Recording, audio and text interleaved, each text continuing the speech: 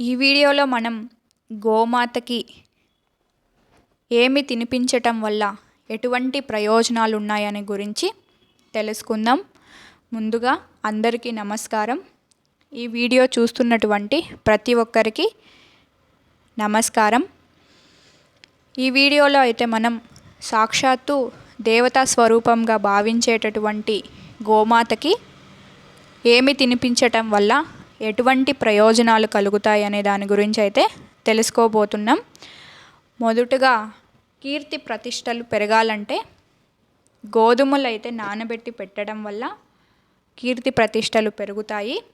మనశ్శాంతిగా ఉండాలనుకునేవారు బియ్యం పిండి బెల్లం నీటిలో కలిపి తాగించాలి. కోపం, ద్వేషం వంటి వాటితో బాధపడే వాళ్ళు కందులనైతే నానబెట్టి తినిపించాలి. ధన అభివృద్ధి కలగాలనుకున్న వాళ్ళు బొబ్బర్లు నానబెట్టి తినిపించండి. ఆకస్మిక ఆధ్యాత్మిక చింతన నుండి బయటపడాలనుకున్న వాళ్ళు శనగలు నానబెట్టి తినిపించాలి. దారిద్ర్యం నుంచి విముక్తి కలగాలనుకున్న వాళ్ళు బెల్లం, రాగిపిండి నీటిలో కలిపి తాగించాలి. విద్యలో పిల్లలు అభివృద్ధి చెందాలనుకుంటే తల్లిదండ్రులు పెసలు నానబెట్టి గోమాతకైతే తినిపించాల్సి వస్తుంది.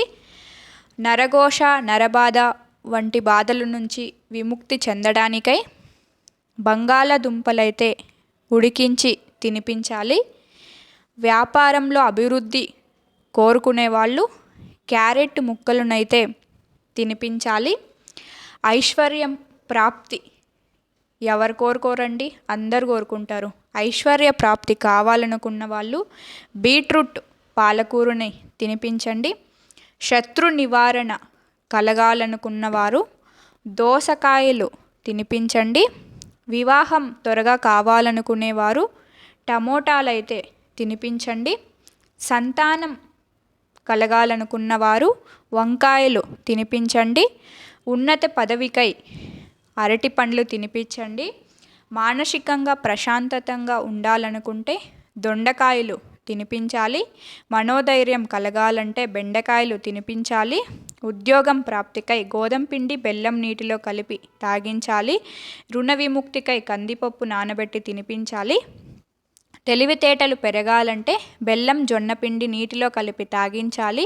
అఖండ ఐశ్వర్యం కలగాలంటే మినప్పిండి బెల్లం నీటిలో కలిపి